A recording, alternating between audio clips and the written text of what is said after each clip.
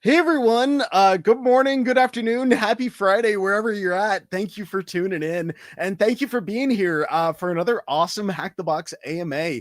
As always, am your hostess with the mostest, Dark, aka John. I'm on the community team here, and today we're going to have a really cool AMA with one of the great members of the Hack the Box team, Ryan Gordon, an absolute pillar of the community. Let me go ahead and bring him on. There we go. Hi, Ryan. As if we weren't just talking before the stream started, and I've never I had seen you before off in my stage. life. I've never known what you're talking about. Yeah, I know. Like, who is this man? No, thank you for being here. Before I get lost in my own dumb jokes, thank you for being here, Ryan. You're like I mentioned before, and this is just true. You are an absolute pillar in the Hack the Box community. You've been involved with Hack the Box. How many years have you been with Hack the Box? It'll be involved. 4 years on the 12th of April. So that was my hire date back in 2021. So four whole years. Oh my gosh! Do you want me to get you like a cake with a 4-year-old birthday candle on it? Yeah, that would be great. That would be great. Send me the cake. Yeah. Next time I see you, I'm bringing you that. I'm gonna have to go get that candle. Man, I've already got my shopping trip planned out for this afternoon. Anyways, Ryan. Yeah, thank you so much for being here. Could you tell us a little? Actually, before I get into that, I guess I do have one order of business. And you know where I'm going with this for Cube Talks. Before I forget, immediately after the AMA, we are going to have Cube Talks. It's a very exciting day, very exciting Hack the Box day for streams and whatnot. That is going to be in our Discord. So if you have any questions, if you want to talk to Ryan after the fact, Ryan, just to confirm, you're going to be hopping into Cube Talks after this? Yep, I'm going to be going straight to Cube Talks. So there'll be plenty of opportunity to ask me questions and talk to me. I just to let everyone know, you can go corner him in Discord. You didn't hear that from me. Yeah. Okay. Now that we've done our logistics, thank you, Cyber Nerd Dante. Hack all the boxes on Twitch. Ryan, could you tell us a little bit about yourself and what you do here at Hack the Box, where you're involved? Yeah, so I like to joke that I don't know what I do. Not because I don't do anything, but because I do a little bit of everything. My role at Hack the Box is fairly unique in that I'm the technical operations manager. So I run the technical operations department, which in a way is the most vague department, but it's also exactly what it sounds like. I work in operations. I report to the director of operations. My sister department is business operations.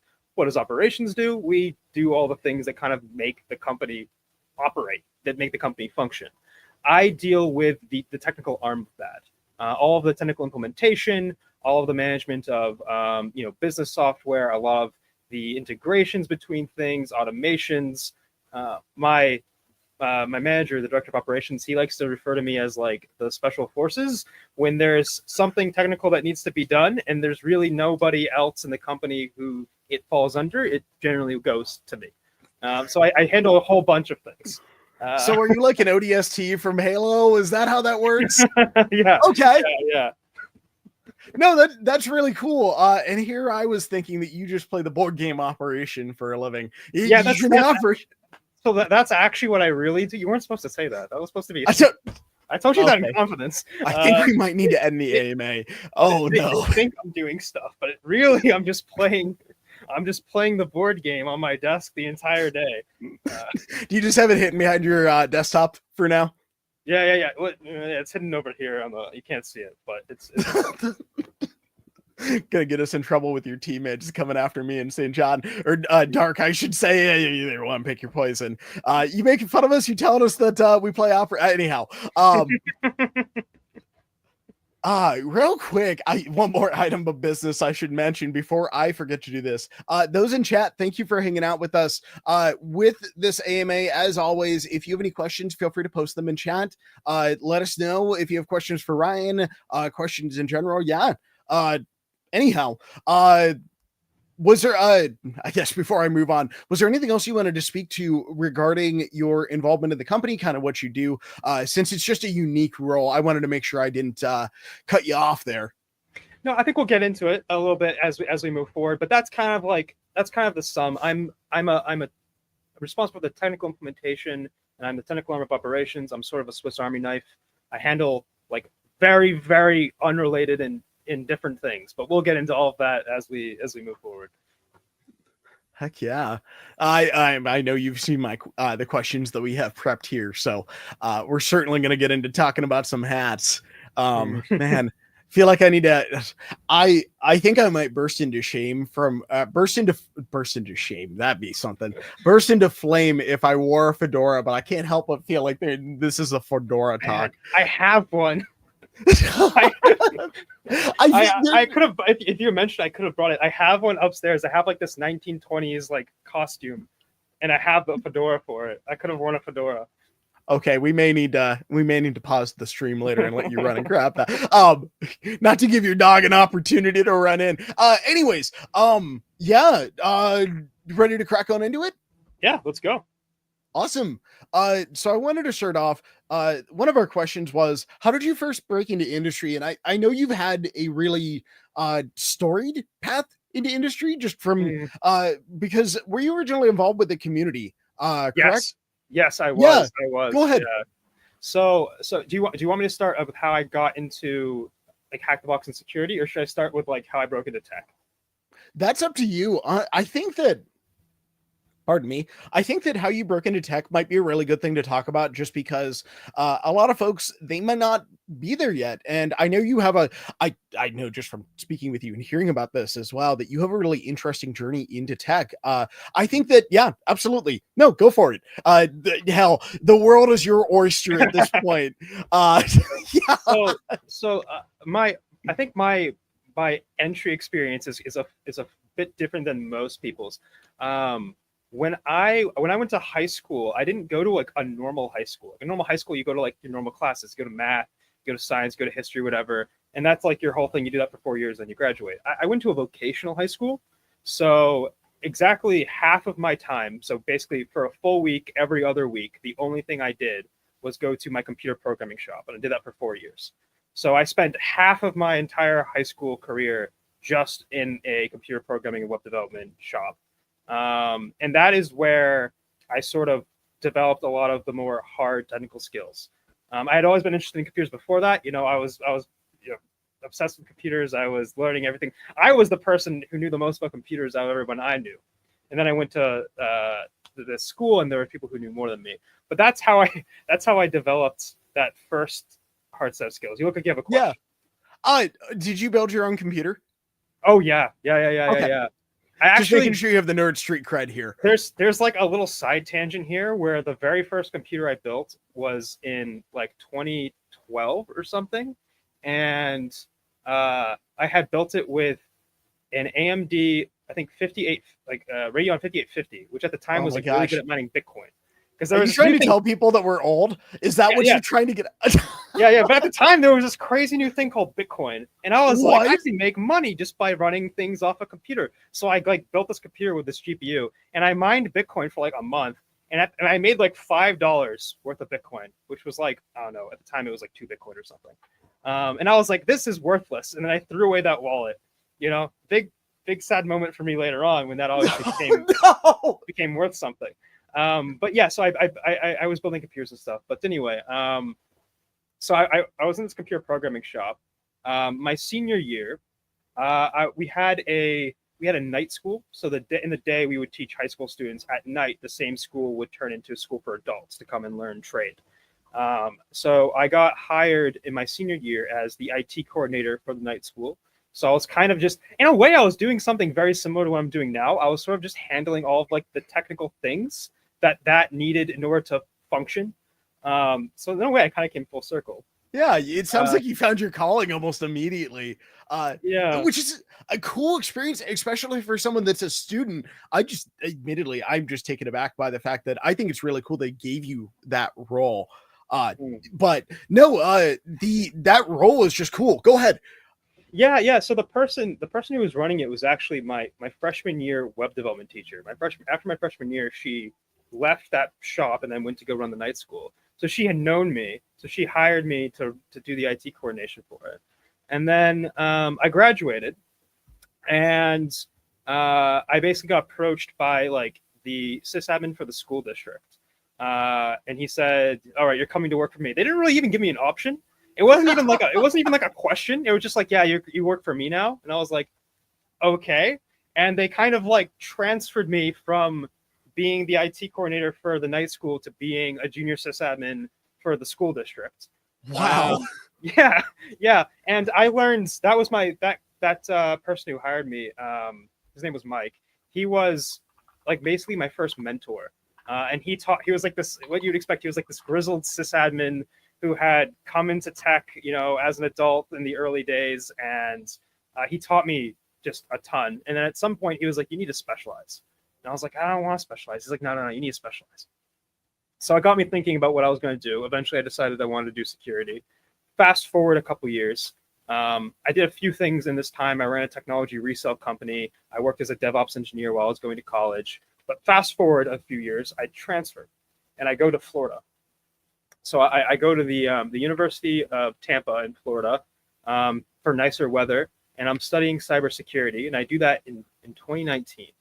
I do that in the fall of 2019, Oh my and goodness. I Okay. got an apartment. I wasn't in a dorm. I got an apartment, and then Thank so goodness. as we all know what happens in 2020, right? We can all see where this story is going.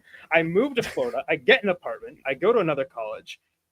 I have one good semester, and then COVID happens. And every single person I know who was in Florida, they all go back home to wherever they're from. And I am now stuck here with just my roommate in this apartment. I can't really leave the apartment anymore. Classes aren't being held in person. I don't know anybody. I can't do anything. And I was like, well, I'm gonna make some use out of this time. I think I'll study practical cybersecurity. I'll like learn like real technical skills. So I had remembered that at some point in the past I had signed up to this website called Hack the Box or something, and I remembered trying to do it, and frankly, it was too hard for me at the first time I signed up. Did you sign up when we had the entry challenge? I did, I did. Oh, My good first account, times. yeah, my first account was sometime in 2019. I solved the entry challenge, and then I immediately tried to do a box. I think it was Player that I tried to do. I don't remember. I Oh immediately no. tried to do a box, and for like a week I tried, and I just failed miserably. I had no strategy. I had no methodology to it. I was just like, I know what I'm doing, and it did not work. Uh, Famous last words. yeah, yeah.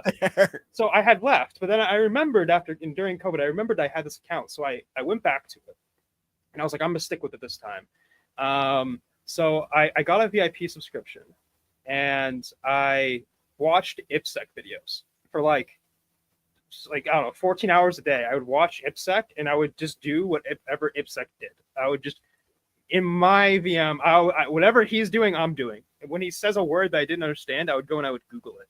And I did that for like 5 months, every single day, basically doing nothing but hack the box. And I like was in the Discord. I was becoming like obsessed with hack the box. I spent all my time talking to Discord or hacking stuff. And to wrap this little story up, eventually one day Emma from community team, she goes, Ryan, you spend so much time here. Why don't you just work here? And I was like, well, that's a pretty good idea. Why don't I just work for Hack the Box?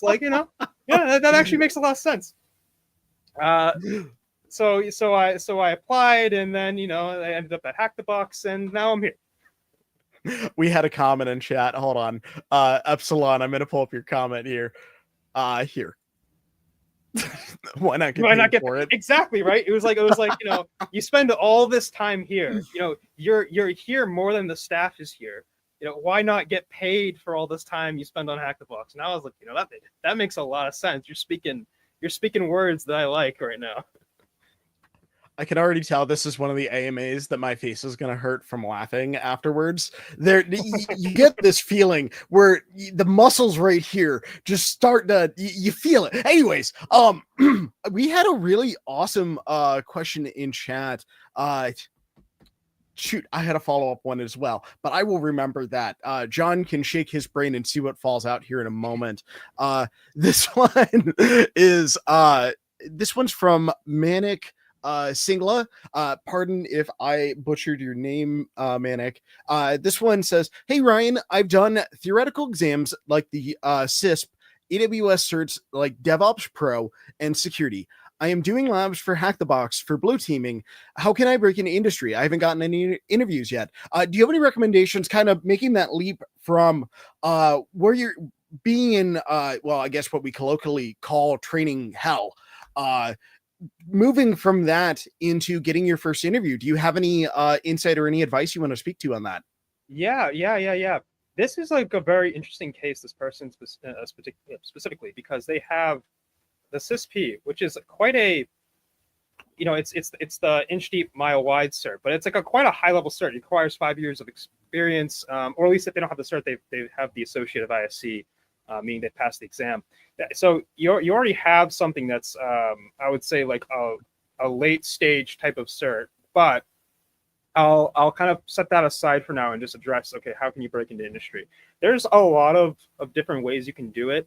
I tend to try to say that the pivoting route is sort of the easiest way in, which is to just, instead of trying to break in specifically into whatever job that you're targeting, just try to break into tech as a whole, or very ideally, a technical role in a company that does the thing that you want to work for, that does the thing that you want to do, and try to pivot teams. This is generally easier than trying to get a very niche role right off the bat.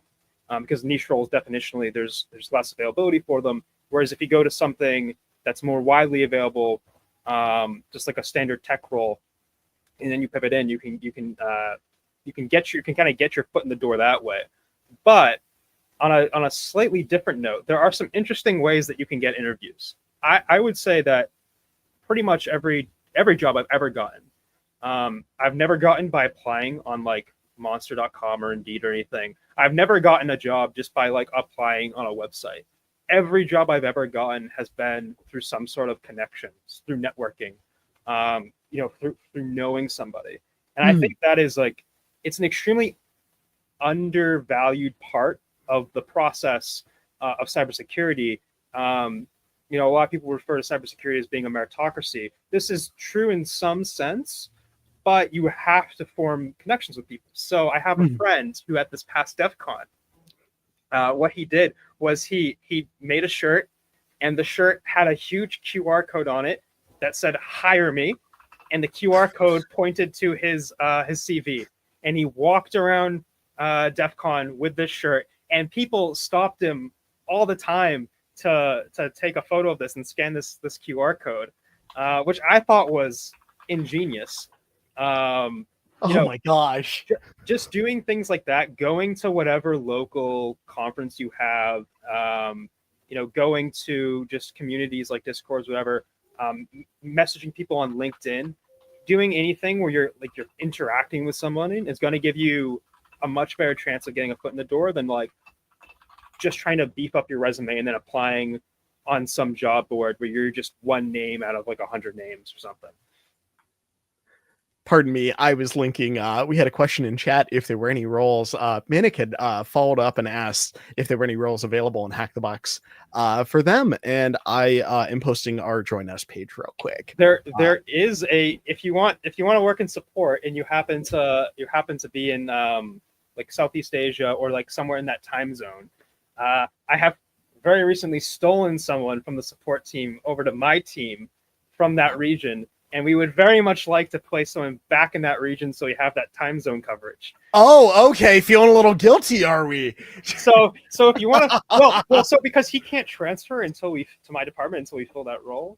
So if you guys want to go apply and fill that role so he can come over and work for me faster, that'd be great. Australia, that could work. Not that we need to go into that while we're doing the AMA. No, definitely check that out. And if anyone else, for those that are watching, listening after the fact, I'm going to say our web URL for our join us page. It's hackthebox.com/join dash us. Check it out. There's a lot of really cool roles. This is not just because I'm on stream or anything, or I have like something held to my head. I think it's a cool place to work. But yeah, I don't know. I work with cool people like Ryan. It's really fun.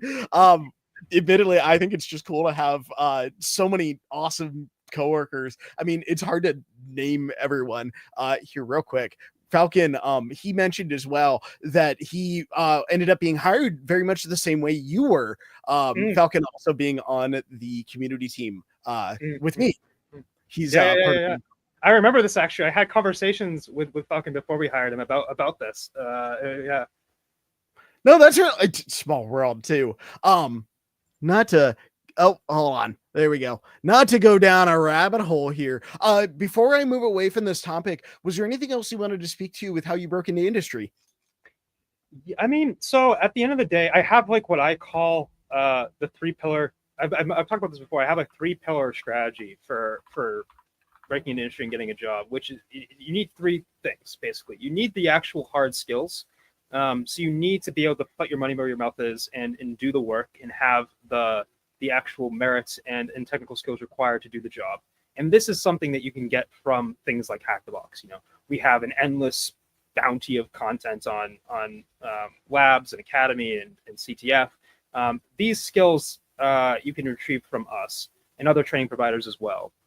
And then what you also need is you need to be able to prove this. So it's not just enough that you have the skills. You need to be able to prove that you have the skills. So this is, in a vein, it's similar, but you need that. That's where like certifications come in. That's where having, you know, a GitHub or a profile that shows your past hacking experience or bug bounty or something, some sort of tangible thing that someone can look at when you apply to a job to prove to them that you do have the hard skills.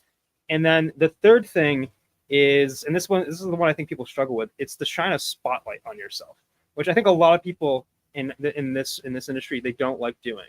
But you need to shine a spotlight on yourself. You need to kind of yell to the world, I'm here, and get people looking at you. And what that means is, you know, that could be blog posts. That could just be being a really active participant in the community. That could be going to cons. It's just doing anything that gets people to know who you are, to build a network around you that you can then leverage to help you get a job. If you do those 3 things, I think you can probably get a job. If you do those 3 things and you can't, I would be shocked. That's kind of the 3 things that are required. Yeah, man, I some of your some of the phrases that you're using, like shine a spotlight on yourself, variations or just ideas that I am seeing a label being you know, put on. I gotta tell you, I am deeply enjoying our conversation, just hearing some of the ways that you view things. You know, everyone's perspective is a little different, and it's cool to see the ways that, you know, for lack of better words, paint things as you see them. Yeah. I'm happy to hear that you're enjoying the conversation. You know, it's I have my particular view on things. It's validating to know that this is making sense. What I'm saying. Yeah, no, not to just, you know, blow air up your skirt, to borrow a phrase from my grandfather. Yeah, that one, I don't know how well that's aged. But yeah, by the way, we are getting some great questions here from chat. I do have a follow-up question here. This one's from Kev Elvin. Pardon if I again butchered your name. Looking back at your own journey, which one skill or experience that the usual certs and labs, I'm sorry, I'm having trouble parsing the end of that question. So do you have any one skill or experience that you feel like has stood out, that's helped you, given you an edge or helped you excel at your security role? Yeah, this is kind of what underpins the answer to this question underpins the entire AMA, I think. It's in the name, you know, cross-domain knowledge and InfoSec.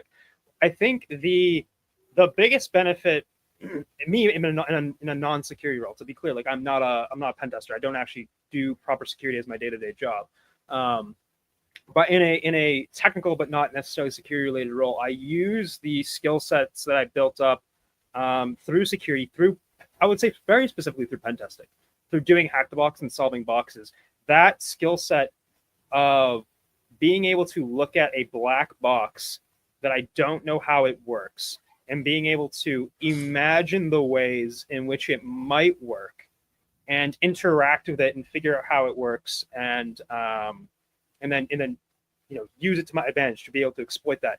That skill has been endlessly beneficial because in my job all the time I work with systems that are black box systems where I cannot look at the code under the hood and see how this actually works.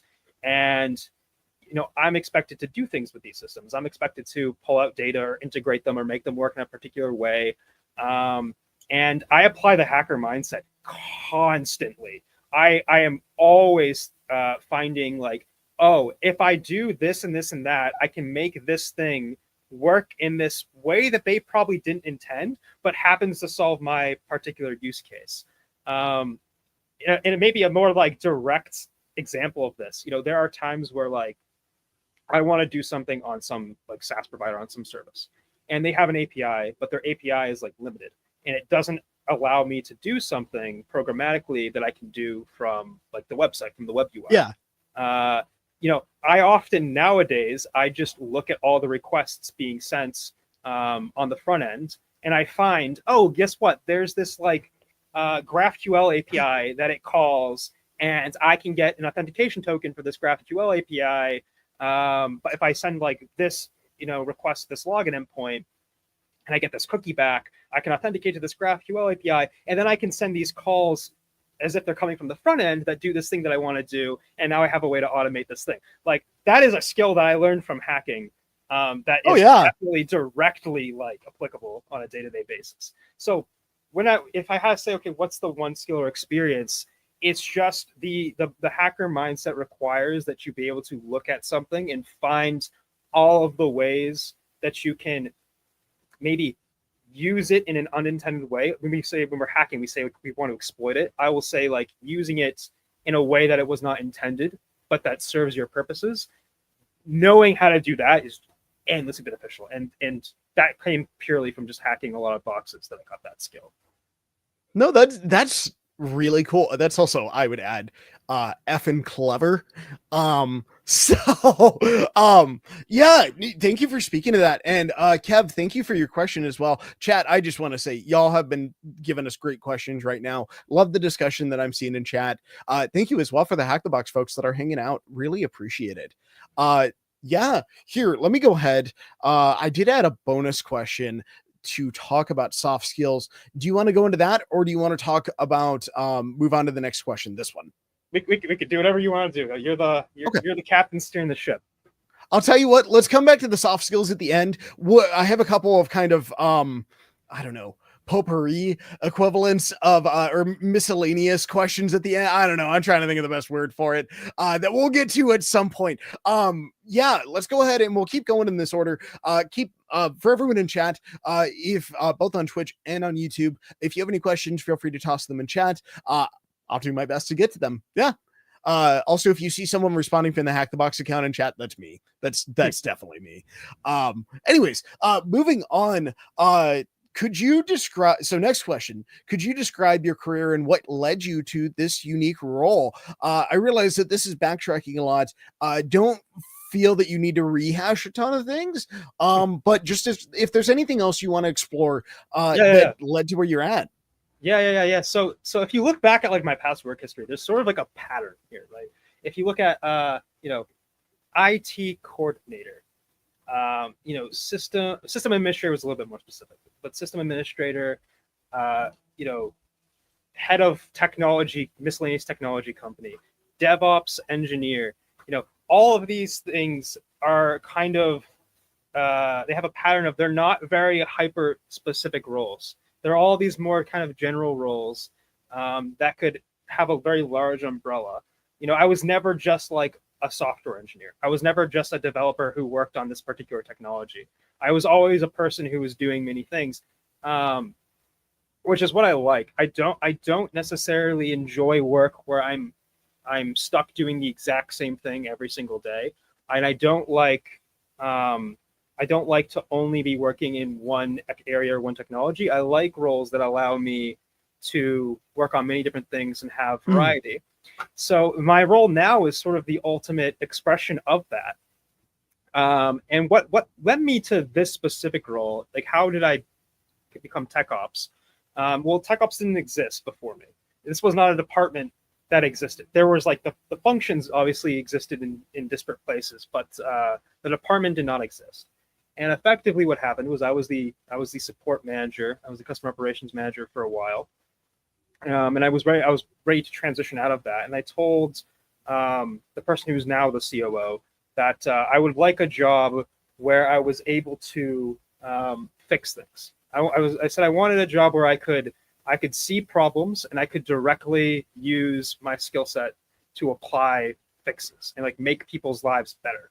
Um, I have and a follow-up question on that after the fact, sure, because you sure. spoke to something really interesting here. But go ahead. You had described the role that you wanted to be in. Here, go on. I don't mean to interrupt your Yeah, story. yeah. No. So I had described, I kind of described like vaguely what I was that I wanted to do at a really, really high level. And more or less, he said, okay, um, I'll tell you what, I'll give you a department we'll call it technical operations. And you can kind of decide, what this department does. Sort of like I'll let you write your job description almost. Which was like was an absolutely outstanding, fantastic offer, which I took. So we kind of defined the specification for what technical operations would be, and it boiled down to, okay, I will work under operations. I will be responsible for all of the technical things that come up, and because the scope of my umbrella is something related to how the company works, that is technical. Basically, my scope is almost everything can fall under the scope somehow. So Yeah. I now have the ability to work on many completely different things.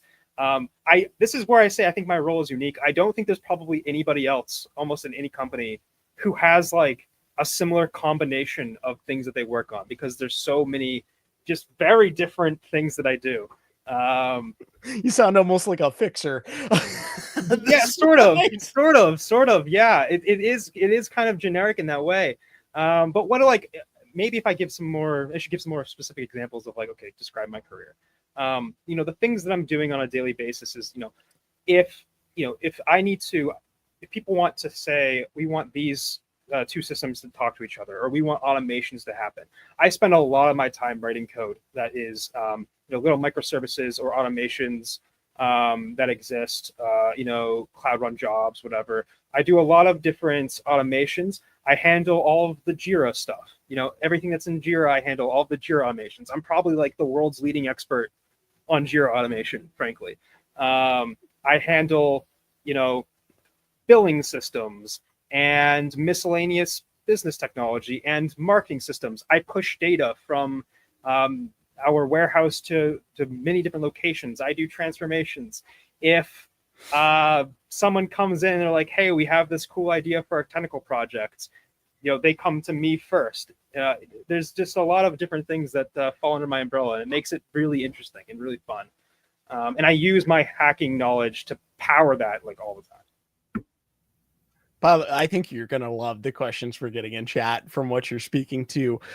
There is one, Echidna Chimera. I'm going to get to your question a little bit later on, just because it ties into one of the questions we have. I just wanted to acknowledge that. And then Kev also asked another one that we're going to get into with the automation topic here in just a little bit. Before I asked my follow-up, was there anything else you wanted to speak to on that? No, not specific. Well, if I keep on talking in general terms, I'll talk for forever. So you should probably start asking me some more specific questions. Well, I wanted to talk about, you said something really interesting and something that I think would be really powerful for our audience here.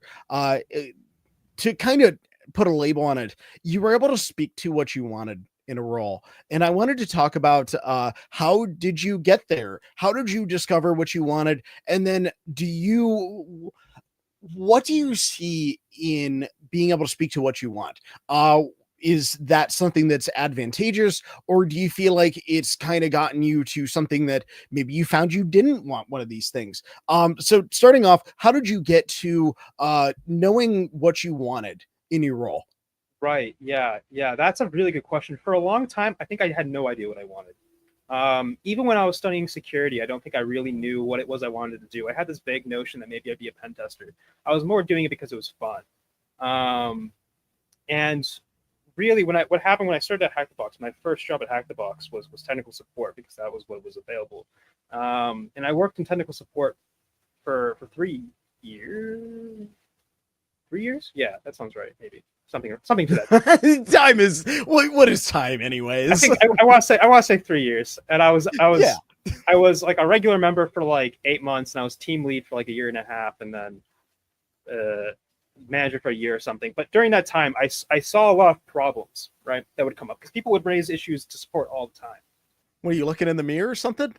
No, sorry, dude. I Oh, said you saw a lot of problems. It's a tick. I do that all the time. No. You're good. I was saying, if you're seeing a lot of problems, what are you looking in the mirror? Oh yeah. I'm the problem. It's me. It's me. It's always. No, I'm just giving you a hard time. Yeah. No, you're good. I'm sorry, I didn't mean to catch you off guard. But, How you knew what you wanted in your role? Yeah. So I saw people would raise me a lot of problems, and I realized like the times that I got the most enjoyment was not necessarily just like doing the support aspect, but the times when like there was a problem that I could fix end to end.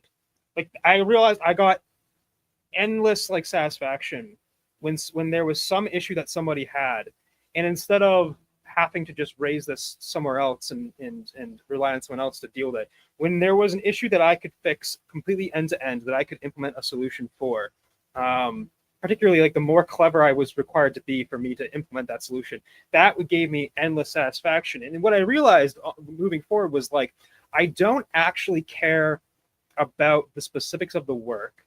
What I care about is that I get to like use all the skills I've gathered, like all these technical skills. I get to exercise them somehow in a way that solves a problem or creates a solution or does something productive. As long as I'm doing that, I'm happy.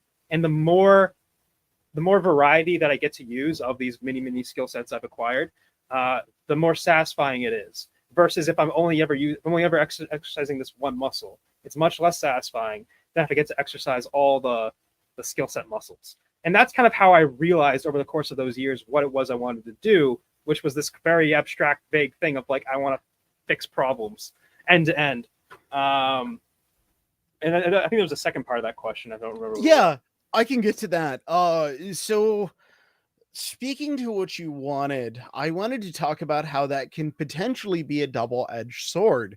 And I say that because that invites almost a process of self-discovery, of understanding what you want in your role. But I wanted to bring that up. By the way, great questions in chat. The chat, y'all are just asking some phenomenal things. I don't mean to keep focusing on that, but to bring us back, meanwhile, back on the ranch, the being able to speak to you what you want, do you feel like that is something that is uniquely advantageous, or do you feel like that that has its own pitfalls? Could you speak to that?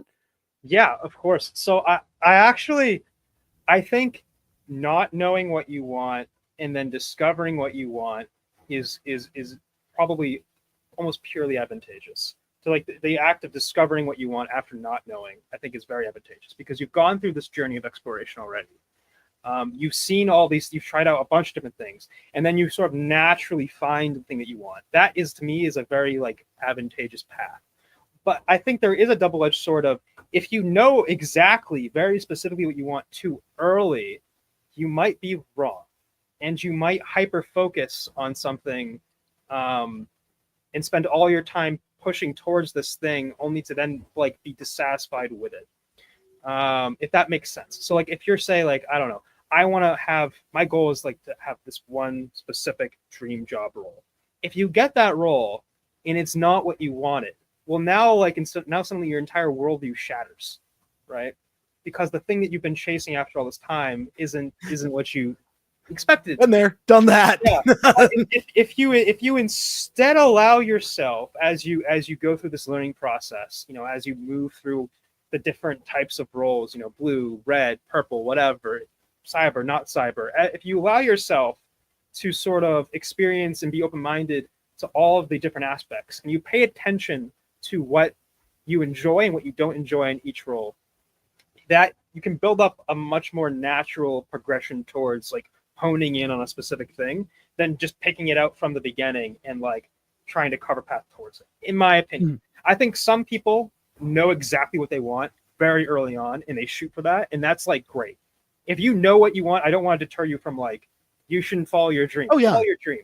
But you know, I do think you should be open to all of the experiences that you have as you approach that, so that way you're not incredibly disappointed if you know everything is not what you expected when you do finally reach that thing that you were aiming for.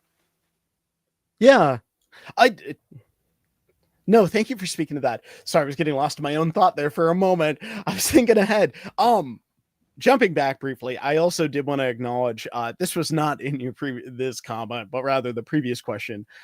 Using a muscle, you mentioned that a lot, and I just wanted to speak to that briefly as not to get on a soapbox here, but I think that that's a really powerful way of thinking about things, and that's something that, admittedly, that's interesting to see that you think of it that way as well, because I've been under the impression that everything's a muscle, and I'm sure you're seeing that.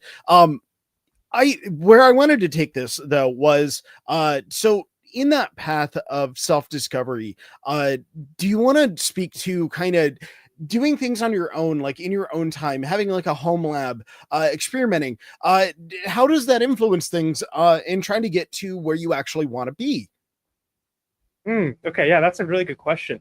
If you want to think on that one, I can come back to it too. I mean, there's a few different aspects to it. I mean, like obviously doing things in your spare time, like going through boxes, going through modules, building a home lab. You know, all of this has benefits tenfold of, even if you, regardless of which industry you're going into, it all has benefits tenfold. You're building up these sets of skills. Some are very specific, some are more broad. You're also exploring a lot of different areas. So like, let's say you work through all Academy. There's a million different subsets of content there. Even if we're not talking security, like you might find that like, oh, I really like Active Directory stuff.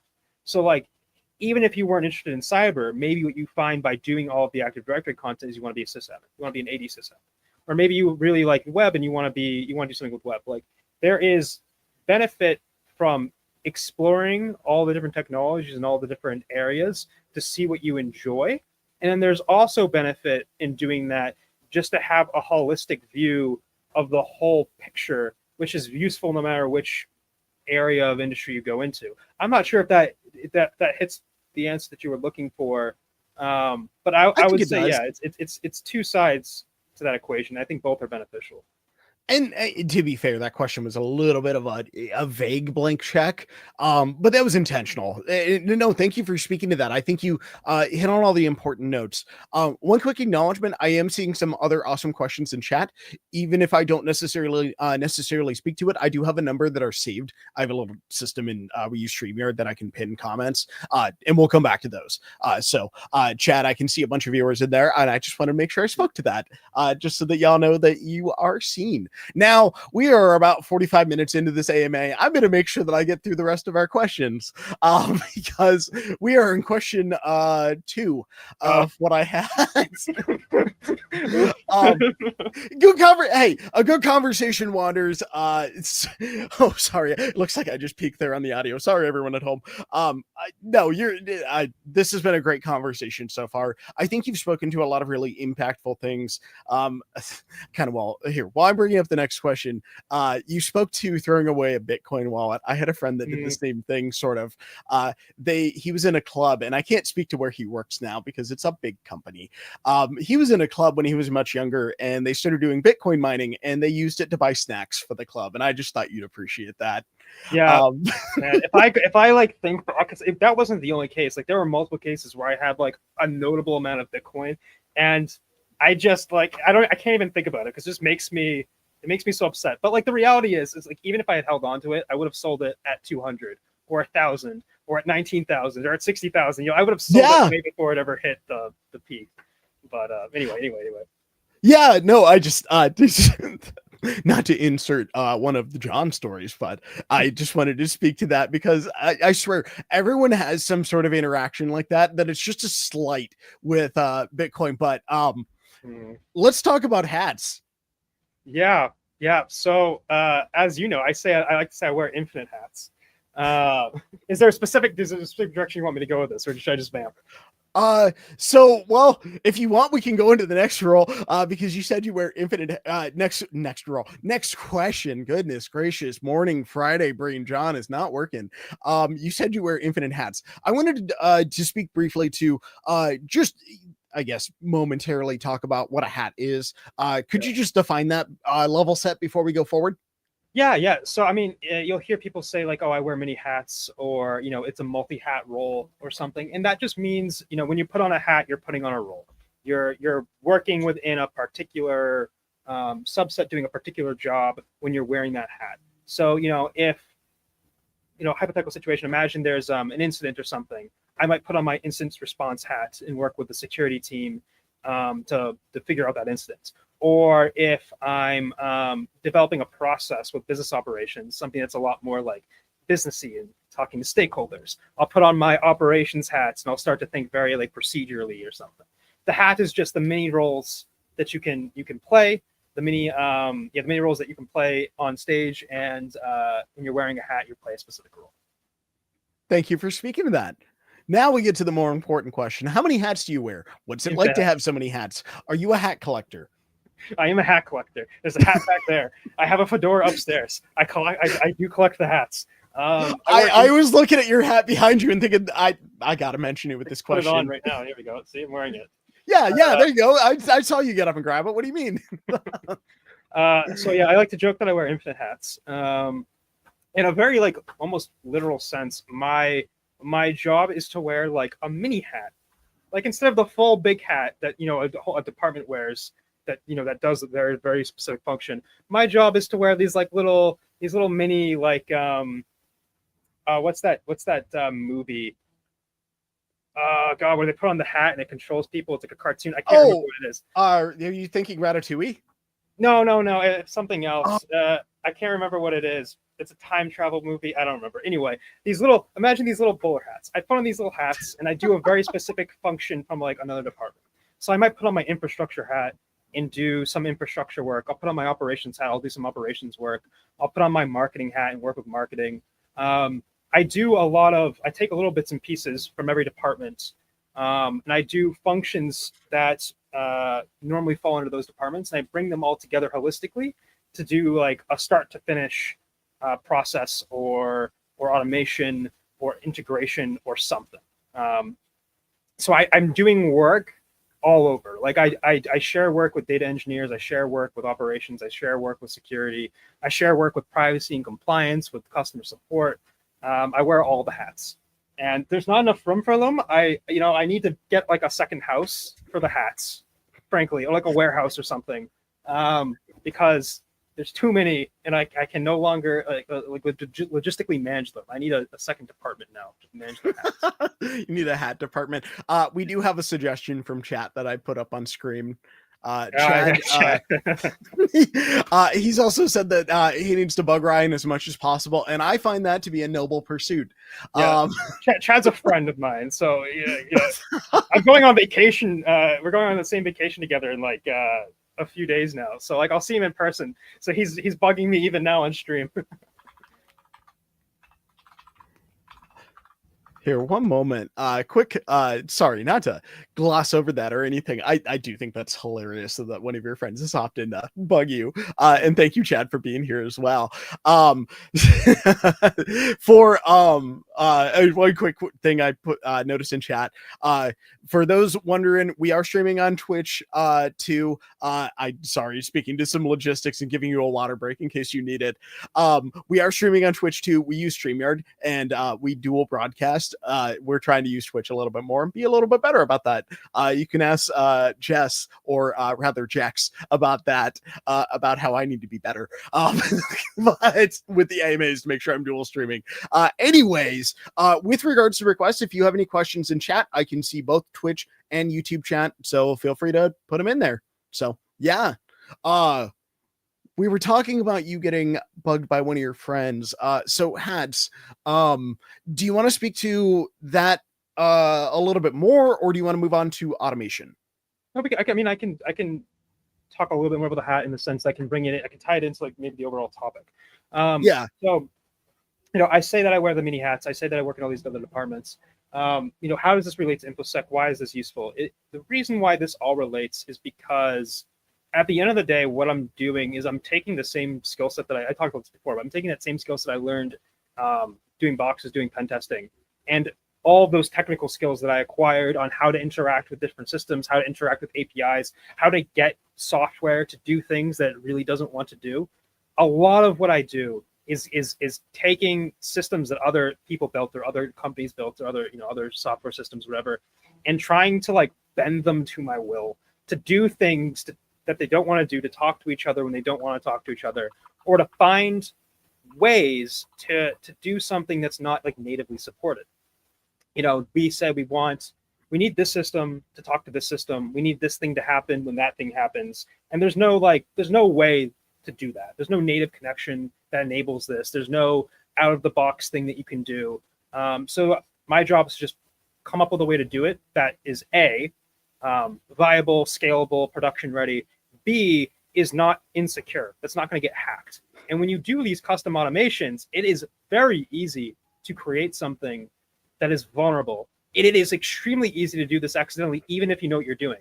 There have been many a time where I've been working with, say, Jira, and I've been doing some crazy Jira automations or working with like Forge apps or whatever. And I've realized yes, I want to do this thing.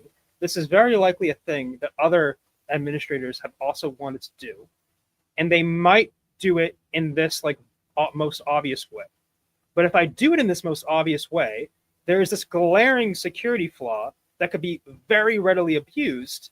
And someone could like take control over the instance. And I see that issue. I'm like, the most clear and obvious path would be to do it this way, but this has so many problems. So obviously I'm not going to do it that way.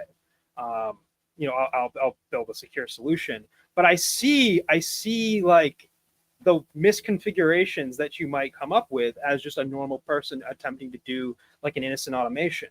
And this is the type of things that you see in our boxes a lot, these common like misconfigurations that some engineer wrote up trying to make something a little bit more productive, and they've introduced a vulnerability. Oh, so that's just your old code in our boxes? Yeah. It's just my old code. In fact, if we had a way to run Jira, which we can't, if we had a way to run Jira on our box, there'd probably be like 20 Jira boxes just by me. That actually, we'll revisit that privately because there may be a way to work that out. Anyway, no, go ahead. We were talking about automation. Yeah. Yeah. So I mean, like, the security knowledge is like unbelievably useful when I'm building these systems, when I'm doing these integrations.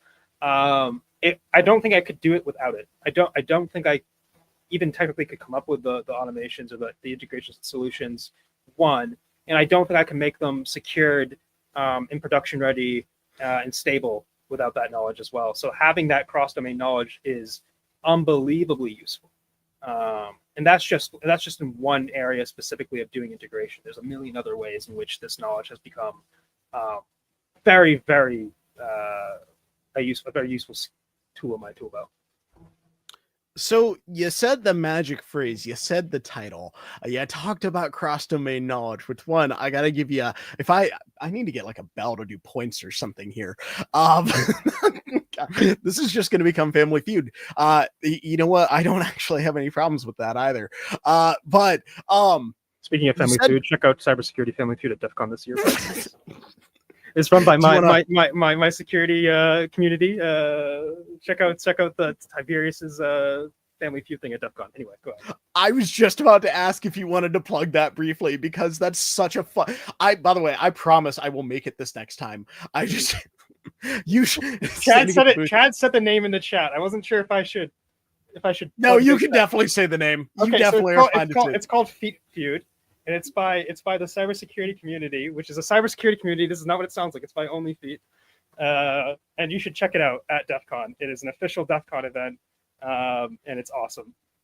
Anyway. By the way, you're not kidding when you say it is an official DEF CON event. It is an official DEF CON event. Yes. Anyhow, that was just well worth taking a quick beat on, quick pause on. Cross domain knowledge. I want to move further into automation here in a moment, but uh, Chad is reacting to the name. I wanted to talk cross domain knowledge. On that topic, just generally, when we look at cross domain knowledge, that's something that is often kind of divisive in industry because there's this want to be very focused and know what you do and know it very well, to the point where cross domain knowledge often can almost be, I don't know if I want to say uncommon or somewhat counterintuitive. That might be the right word for it.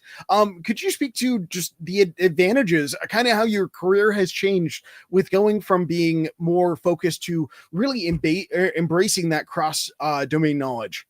Yeah, so there's a common phrase, "Jack of all trades, master of none." Adam Savage from MythBusters. I'm not sure if he's the one who made this, but he's the first time I've heard it said. He adds an ending bit to this, which is "Jack of all trades, master of none, but often better than a master of one," which I like quite a fair bit. And the reason why I like this is because with cross domain knowledge, in InfoSec or in other industries, what you have is the ability to have many arrows in your quiver, many tools in your belts that can allow you to approach problems from many different angles. If you're an expert in one thing and you specialize in just one thing, if someone approaches you with a problem that involves that one thing, you will do that part of that problem very, very, very well. But as soon as you have to go outside of your domain knowledge, now you're relying on other people.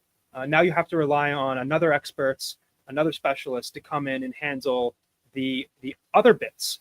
And while they might do that bit really well, what tends to break down is the communication between bits. The bridge between the different specializations tends to not be as well defined or as well built as the specializations themselves. When you have cross-domain knowledge, you are specializing. I say that I'm a specialist and not specializing. And I say that as a joke, but I say that also very literally because I am a specialist. I am a specialist in the bridge. I am the specialist in the bridge between specific niche roles and specific specializations. And that allows me to approach problems that require a huge variety of different skill sets holistically, all together as one. I don't need to branch out into 20 different teams every single time I need to approach a very large scale problem end to end. I'm able to handle it because I have all of the areas. And if I need specific areas to be done extremely well or consult, I could then bring in a specialist, but the pieces all fit together nicely. It's like if you have a bunch of specialists, you have a puzzle, but none of their puzzle pieces quite fit together because they all drew their own shape and they didn't really care about what the other shapes were. If you have a person who specializes in cross-domain, they carve out the shapes of the puzzle pieces and make sure everything fits together. And that is endlessly useful in a million different fields. You know, let's say we have an issue on a payment gateway and we need to set up some security rules on a payment gateway or something. I can go in and handle that in the moment instantly because I have enough knowledge to be able to do that. If some other problem arises in some other software, marketing has a question, they can't get this thing they're trying to do to work, I can go in and address that immediately. I don't have to sit there and talk to 20 different experts. Because I have cross-domain knowledge, I can address problems upfront immediately, quickly, and be agile, which I think is just a huge benefit. You know, this is something we can go into just for a little bit. You've raised a really interesting question, and it sort of brought up almost like the negative, to use a photography term, of that in my head, and it's making me think that, or making me wonder if we want to discuss kind of being cross domain, the role that you're in versus a traditional job role, and more specifically how looking at the evolution of the traditional job role and looking at the failures of traditional job descriptions. Do you want to speak to that? I realize this is a huge can of worms. We can also move on to automation, and I realize I said a lot of the top level stuff right there. We can go into it. I just looked at the time. We still have an hour, so we're still good. I mean, the failure of the traditional job role. I mean, do you want to maybe narrow it down slightly? Give me a little bit of direction here, because there's too many Yeah. different angles I could follow this on. Well, and if anything, that may be a fun thing to entertain at some point. Thinking to myself there a little bit for a future discussion. I'm looking at it from a traditional job role is very defined. Uh, it's to borrow one of our terms, it's in a box. Um, it's in a box that you have managed to hack. I'll see myself out. That was so bad. But I see a differentiation there. Looking at traditional job roles and where they are very well defined, and it almost encourages, I'm going to borrow a D&D term here, railroading, uh, putting yourself on a specific path versus what you've done, which is really opened yourself up. And I see that as someone that I've, not to go into my journey or anything, this is about you. I've done a lot of the same things, and I've seen what you're seeing, and that's why I wanted to speak to it. Looking at this though, I can take down our hack question as well. There we go. Looking at that though, do you feel that there are unique advantages to allowing yourself to sort of break out of the mold, break out of your job role in that way? Oh yeah, for sure. I mean, I wouldn't be here if I had not done that. If I had stuck, like, originally I think my idea of what I was going to do in tech was I thought I was just going to be a sysadmin. Like when I was a sysadmin, I kind of just thought I would keep doing sysadmin. And if I hadn't allowed myself to, like, okay, I did try to specialize in a sense, but not really. But if I hadn't allowed myself, okay, I'm going to like branch out into other areas, I'm going to learn new skills. I would have probably have just stayed in that role. And I don't even think I'd be like a fraction of as satisfied and happy I am now if I had just stayed doing that same thing again and again and again.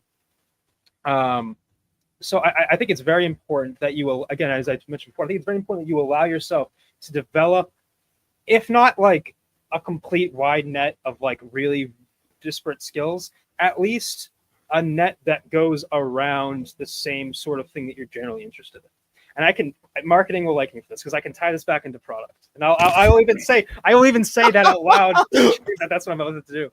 Because I truly do believe this. I believe this like in my heart. We like to push, or at least I like to push the idea of, red should learn blue and blue should learn red. I love that idea so much. And there's like many obvious reasons why I think it's beneficial. Obviously, the red team benefits from learning what the blue team can do, and the blue team benefits from learning how the red team attacks. But even just beyond that, from like a personal growth perspective, it is so endlessly beneficial for you to be able to say, even if you're only ever going to do one job role, to be able to say, I have the skills necessary to be able to go into a SOC and look at the logs and know what I'm seeing. It is so beneficial for me to be able to think about what's happening on the other end of things. The blue team is going to benefit from understanding what the red team is doing, even if they're never going to do red. It's just good from a personal growth perspective to give yourself that holistic 360 view, to take the purple approach in this and in everything. And maybe you like the other side better. Maybe you like it more. Maybe you learn something that you didn't know. Or maybe, as you're learning that skill, you actually end up doing something like writing a Python script. And you actually find out, oh, I actually really liked writing that Python script I did for this box. And now all of a sudden, now you're spending your time doing Python scripts. And now you learn programming. And maybe you find out, oh, I actually know what I really, really like to do. I really like to automate things. Or I really like to build software. Or I really like web dev. You can branch off into all these different tangents by just allowing yourself to learn something that you might otherwise not want to learn, or not think is important for you to learn. And you never will hurt yourself by adding more tools to your belt. You're never gonna like, oh no, I learned React, now my life is over. I mean, okay, maybe with React. Okay, that was back. Maybe your life will be over if you learn React. Oh no, I learned Go, my life is over. That's never going to happen. The only thing that can happen is like you have another tool in your belt, and if an opportunity arises where you get to use that tool, that's so rewarding. It is endlessly rewarding to be able to use your skill sets whenever you have them. Like even when I was in support, I sometimes made videos, little support videos. I had video editing experience in the past. I had Photoshop skills. I didn't get to use those very often. I got to use my video editing skills. It was very rewarding. It was a muscle that I got to exercise. Just being able to do those things all depends on you being willing to step outside of traditional job role boundaries, express your horizons, express your scope, do some little scope creep, and branch out into other things.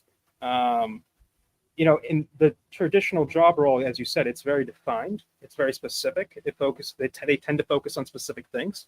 I think this is more true now than it used to be. Generalists, I think, were more common before. You'd have the IT guy, and he would do all the things. And now it's much more common that you don't have an IT guy. You have like a, like an Azure solutions architect, whatever Azure calls it, Azure solution architect who focuses on this very specific function of this very specific tool.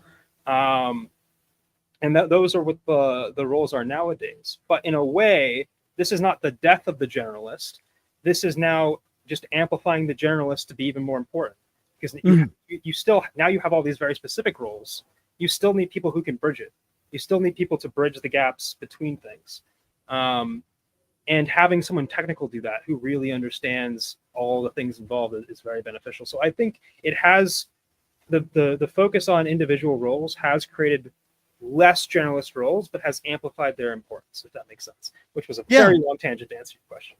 No, thank you. Well, thank you for that depth as well. And I think that you spoke to why that, I think you captured really well to, I guess, add another label on it from a different perspective, exploration. You were able to speak to that a lot and how important it is to explore your interests, to have a, I guess in other spaces, I've heard this referred to as having a safe space to mess up and try things out. Yeah, that's true. You have to be, if you can't mess up, if you can't mess up, you just, you can't proceed. Like, you have to be able to make a mistake if you want to be able to grow. Any environment that does not allow mistakes is hindering growth. So that's not an environment you want to be in. No, I'm not going to jog us back too far. At one point in your in answering the previous question, not the last comment I made, but you mentioned looking into a sock, and I would be remiss if I didn't mention that my head, for whatever reason, I know better. I think I pictured you picking up one of those, knee length socks and holding it open over your eye like this. I'm like, Ryan, what are you doing? So you may have an outfit for only or for Feet Feud this year, something yeah, I've got a real special outfit, but you'll have to come to DEF CON to see. You guys will have to come to DEF CON and meet me to see my special socks. Programming socks. We'll have to return to this as another thought later. If y'all don't stream Feet Feud if you want to. But that's a different thought. Anyhow, before I get lost in another tangent that I'm going to bring us into, let me go ahead and I want to move to automation, and I'm going to jump into the second question because describing automation, here, let me go ahead and pull this up so you can see it. Describing automation goes into this. So the previous question that I skipped over is, could you describe automation in InfoSec? But I really want to get to what is an automation first mindset, really unique turn of phrase there that I wanted to give you a platform to speak on. Yeah. So you've heard the phrases you've heard other asterisk first mindsets before, like mobile first mindset, security first mindset. I like to say automation first mindset with what I do. And this comes back to, I've been talking a lot about the technical side. Let's bring it slightly back to the business side. Again, I am operations. My sister department is business operations. You think about the end product of what business operations does. It produces documents of processes. If you want to do this thing, you will follow these series of steps. You will raise this ticket. You provide this information. This is how the company does this. This is our policy on that. They produce these very businessy outputs. What an automation first mindset is, and one of the very unique benefits from having me work directly in operations as opposed to, say, some other technical department like infrastructure, is that I'm directly involved with the creation of these company processes. Every time the company decides how are we going to approach this thing, how are we going to do this thing as a company, I'm involved, and I always approach it from automation first, which is to say, Instead of the company defines some sort of process, and then after the fact, we try to see, okay, is there, for this very manual process that we've already defined and already exists, is there something we can do to automate some existing parts? Our processes are now built with automation in mind from the start. From the very get-go, we are thinking about how can the process be built from scratch in such a way that facilitates automation, not just now, but potentially future automations. How do we ensure that, for even something as basic of like, you're not going to put like this information in a description field. You're going to put this information into a field that's named exactly what it's supposed to be, so that later, we can programmatically pull that data and place it somewhere else. Like even things like this that seem very, very basic come from an automation first mindset. At the end of the day, all it is in everything you do, every time we procure a new SaaS tool, the very first question I ask them is, do you have an API? What API endpoints do you have? What do you support? Are there things that your front end can do that your API can't do? Like these are priority questions, because I'm always thinking about how are we going to automate this thing. And that is what automation is first. It's approaching that from the get-go and including it as like part of your decision-making process, as opposed to like an afterthought. Mm-hmm. Now, one quick follow-up, just a random follow-up for me. Have you ever considered giving a presentation just on automation first? I could. That might be an interesting idea. Yeah. We can come back to that. But yeah, that might be an interesting idea, is to do a presentation on the automation first mindset and how it can benefit companies. Yeah, not to take us out of the AMA or anything. I just wanted to make sure I briefly said that. I'll make no promises, but maybe. Chad, I'm not sure if I understand your question here in chat, but sure. I guess. He wants you to introduce yourself again. He missed the intro. Oh, hi, I'm Dark. I do community things. I don't know. I'm Resident Village Idiot, something like that. There you go. That's my intro. Automation first. Yeah, thank you. Now you mentioned going between different departments, and this is our if I could, the big meaty question of the AMA. Not specifically chosen terminology there at all. Why do you work in operations? Why do you do what you do? Why are you this way? Instead, why are you working up? Do I need to like call up your parents and ask them or something? Yeah, I think that they dropped me on my head when I was like one, and I never really recovered from that. That's what that flat spot is on the back of your head. See, it's all making sense now. The gears are turning. The pieces are fitting together. I thought you were taking biohacking notes from Emma and had a satellite dish back here. No, not yet. Not yet. My first boss at ActiveBox has a chip in his hand. Oh, I do too. Oh, wow. Okay, cool. Apparently, that's just the thing we do at Hack the Box. We put chips in our hand. My contact card is actually on my head. It was a Rickroll for the longest time. But which, let me tell you, just as hilarious as you think it is. Just to briefly acknowledge that. I should walk us back to the question here. Okay, yeah. This is a great question. No, you're good. Why that was on John. Yeah, this is a really interesting question. It's a good question. It's a question that actually I get asked a lot, even like internally. Because people see the work that I do. They see that like I'm working on very technical things. I'm deploying a lot of like solutions. I'm doing like engineering work. I would say the majority of people internally probably consider me to be like an engineering resource. So why do I work in operations? Why do I work in the department that produces policy documents and makes decisions about like you're gonna raise this JIRA request and like this is how equipment gets purchased or like returned. Here's how a training request works. Why do I work in this department that does these things? And it's because at the end of the day, like what this seemingly boring and non-technical department, and it's not boring. It's not boring at all. To my friends in business operations who are watching this, it's not boring. I'm gonna clip that, and let me tell you, your butt is grass. Sorry. Yeah. They're gonna be very mad at me. But why work in this department instead of in something like engineering, where I can work on engineering problems all day? And the answer is like, yes, I could just work on engineering problems all day, and then I'm just one of a million engineers. I'm not even the best engineer. There's like other people in the company, who I don't think I'll name, like the guy who works on Hackster, for example, Demos. The guy, if you look at our Discord about Hackster, the guy who works on Hackster is like super smart, and is like a person, one of the people that I look up to in terms of like being a developer. Why don't I go work over there? It's because I think there is so much benefit to applying this level of knowledge and technical expertise into a non-technical department, to inject it into like the very core of how does the company function. Operations is the department that determines how the company functions. It's like the underlying gears that make the business.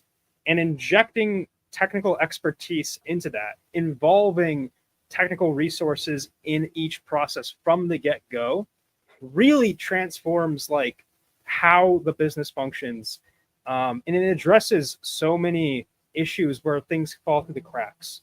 I think in a lot of companies, things fall through the cracks, don't get done, problems can go unaddressed because there isn't a way to take these very disparate and non-specific things up with someone who can address them. And having me in operations, having me like embedded sort of in the core of the business really is beneficial in a way that is unique and that I find very rewarding, because the things that I do impact people in the company in ways that you don't get in other roles. And if I wasn't doing this, it just wouldn't be done. You just wouldn't have this benefit. That's why I work in operations. I think more companies would benefit from injecting technical resources into their non-technical teams, to taking a more engineering, a more automation first mindsets, and just building that from scratch and the foundation of their business. And I think that really, almost like my sales pitch here for anybody who is out there, who is learning programming, who's learning hacking, who's learning these skills, is, even if you don't get a job right away in whatever specific role you're in, or even if you're in that job and you see problems elsewhere in your company, do not be afraid to apply engineering skills to like non-engineering roles. Apply engineering to operations, apply engineering to process, apply it to management. Take these skills and bring in, go and bring the good word of automation and hacking into the rest of the ecosystem, right? Become a missionary for these skills, become a missionary for the hacking mindset, and take it out into these other areas of the company, because it really is beneficial. I have a story I'll have to tell you after this, because I've done that with my main role, or my work outside of Hack the Box, that it's so powerful to be able to take those skills. If you can talk, if you have the soft skills, which you do, yeah, I mean, that's such a powerful influence. And I think that you've really captured the magic that is at the reading Falcon's comment in chat. I think you've captured the magic that is at the intersection of here, I'm putting that up on screen. That's wonderful. By the way, Falcon Spy will be hosting the Cube Talks that are immediately after this AMA. Just doing a quick extra plug there. I will plug it again at the end because I have no shame. So you've highlighted though the magic that exists at this intersection of technical and then non-technical, of how do you make them I'm going to borrow a term from Mike Tyson, kith here, how do you make them interact, and where's that magic there? I'm going to stop myself before I get in trouble with jokes. Although I do want to point out, you said this is how we make the business, and I think that that's something that's business card worthy. But was there anything else you want to, just because this is such a big topic, before we move off it, was there anything else you wanted to speak to on this? Yeah. There's one other point that I wanted to make, which is like, I have said this a lot, but like really the only reason I have the ability to do this is because I took skill sets that I learned through pen testing, through security, and I applied them elsewhere. I really wouldn't be able to do it if I didn't have all that buildup of the hacking mindset. That's really what powers this. You can't just have like technical skills. You have to think about things in the same way when you think about how you're hacking them, because you're trying to tie together like unrelated things, different technologies, different departments, different people.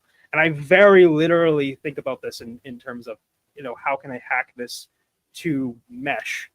And sometimes in like metaphorical ways, and sometimes in literal ways of like, okay, I'm going to go find this like GraphQL API that's not publicly, exposed or whatever, blah, blah, blah.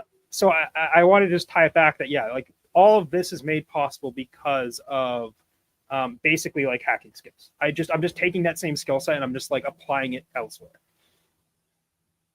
No, thank you for speaking to that in such a concise way too, putting a really nice bow on it there at the end.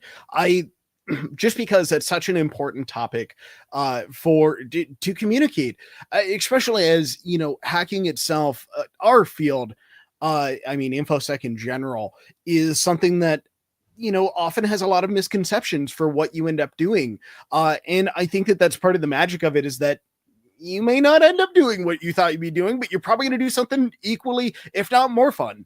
I will actually you just reminded me of a point that I did want to make, which is like, okay, what do you do when you hack? Like, if you just scan, like, let's say you do like 10 boxes, like the technologies on those 10 boxes, you get things that you've never seen before. The whole purpose of hacking is that you're looking at something that you've never seen before.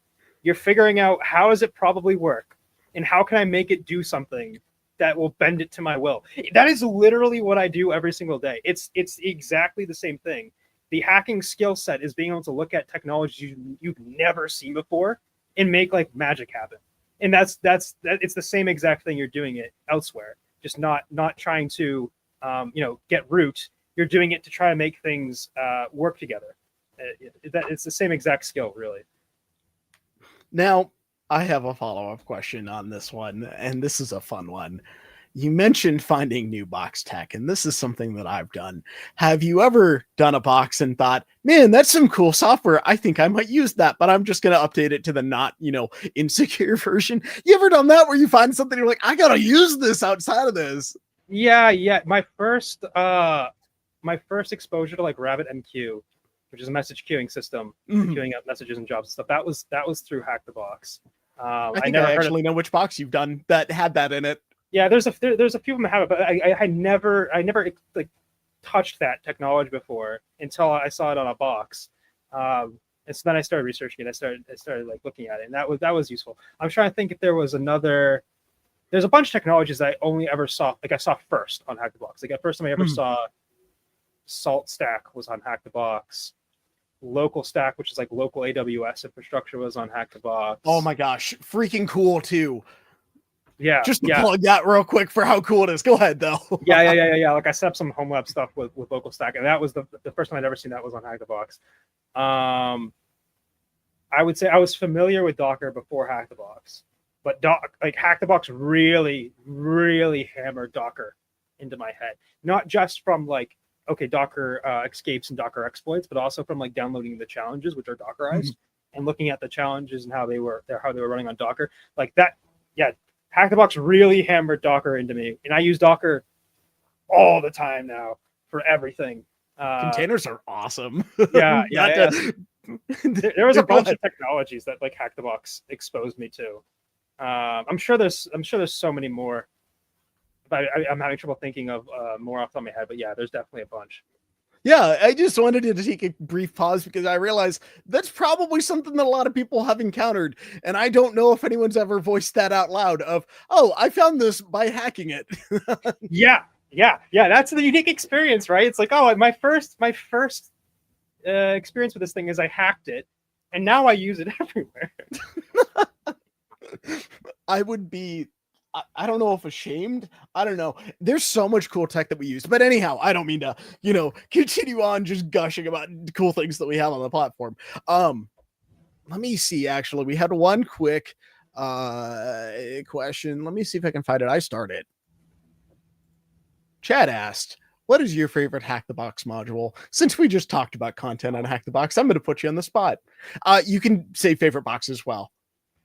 Oh man, my favorite module. Or favorite challenge too. I don't want to put challenges down because they are underappreciated already, but they are. The challenge team does such good work. And in so many cases, like the challenges make more sense because they're bite-sized, they're for a specific thing.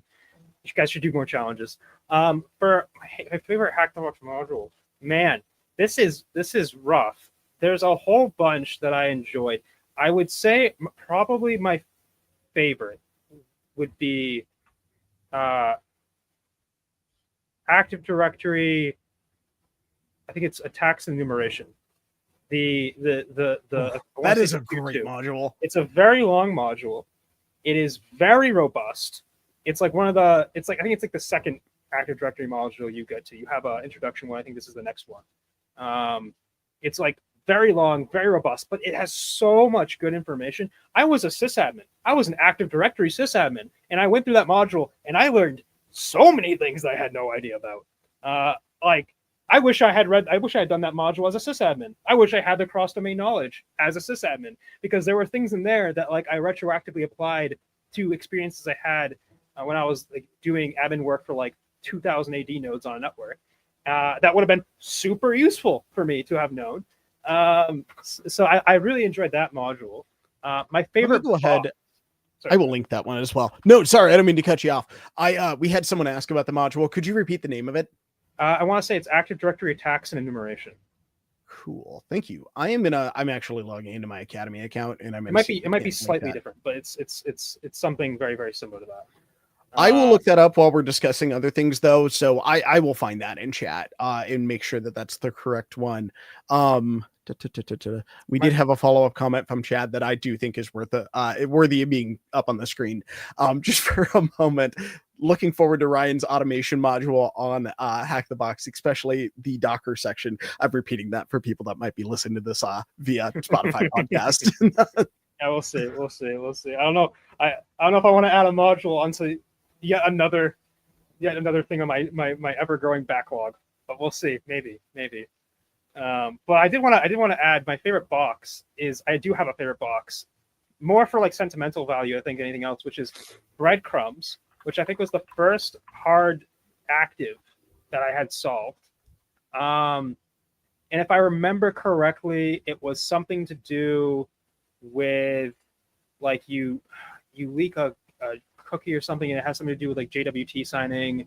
I can't remember it now. It was many years ago. It was 4 years ago or something, more than that. But it was the first hard box I had done, and I remember I really liked it because, as the name would suggest, breadcrumbs. I really liked it because I felt like there was a clear path for me to follow. I always kind of knew what my next thing was going to be. I followed the breadcrumbs and I solved it. Start to finish, I solved it in one go, and that was really, really like satisfying for me. So that's my favorite box, for sure. Thank you for speaking to that. Let me go ahead here. Don't mind me being slightly distracted. I have this pulled up on my other monitor, or this is it. On a different browser. Is this the module you're thinking of? Yes, Active Directory enumeration attacks. Yes, this is my favorite. Perfect. Let me go ahead. I'll post that in chat as well. Awesome. So just to reiterate that for anyone that's listening via audio, that's Active Directory enumeration and attacks. And that is created by Mr. Ben, which is super cool. With, it looks like Lieutenant Bob and then Trey Craft as the co-authors. So, hey, great work, guys. Just giving them a quick shout out since we're speaking to that. Awesome. Let me go ahead. I need to close my comments that I have up. Chad, you kill me over here. Let's see.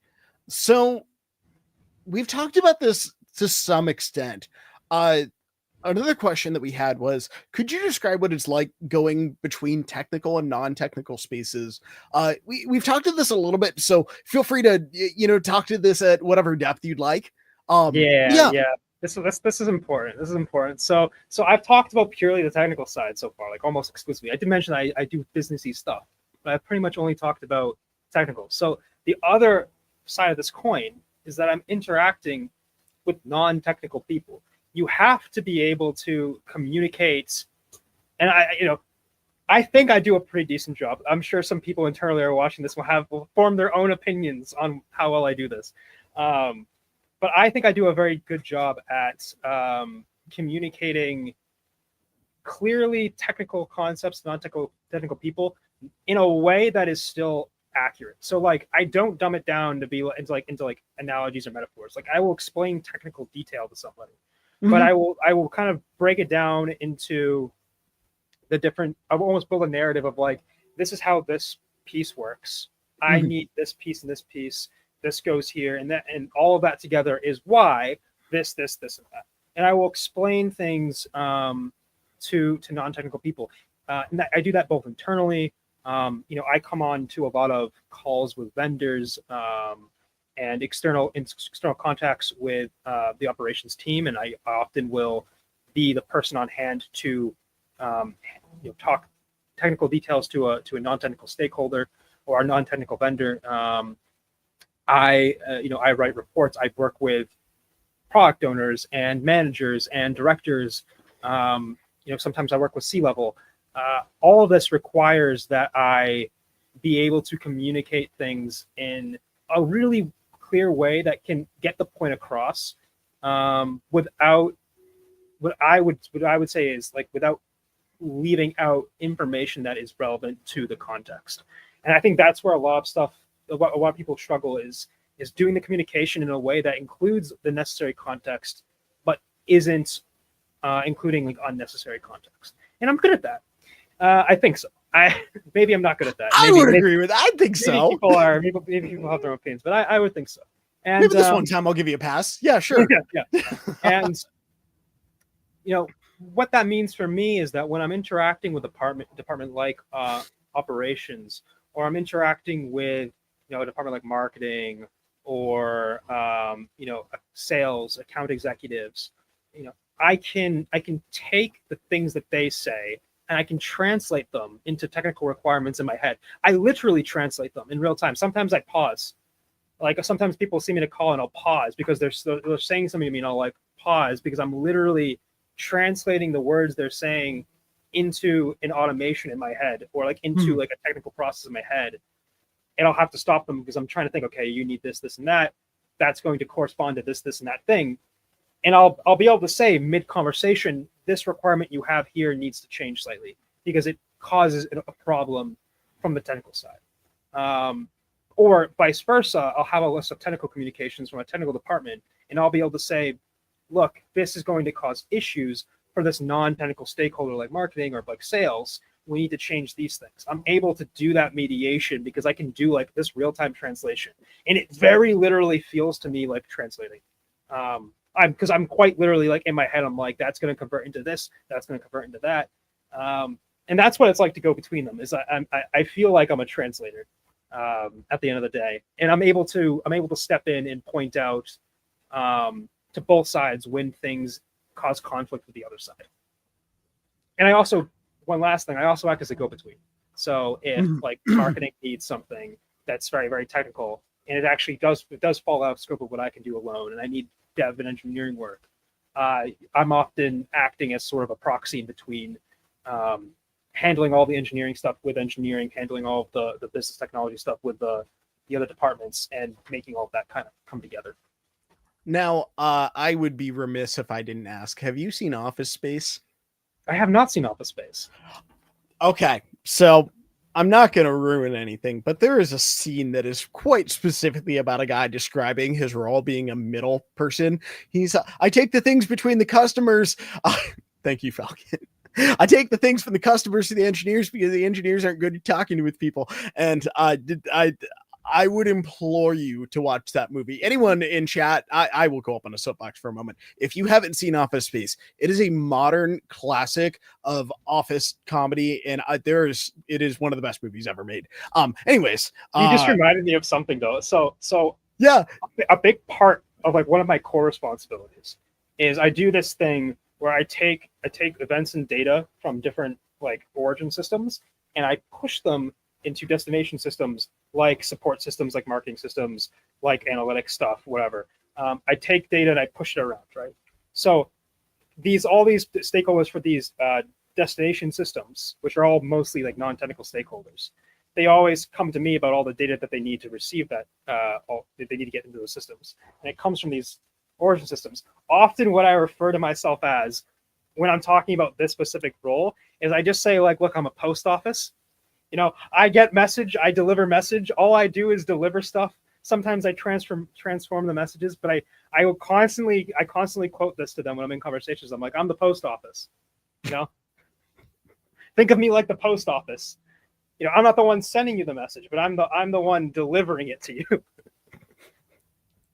But you reminded me of that I do call myself a post office quite frequently.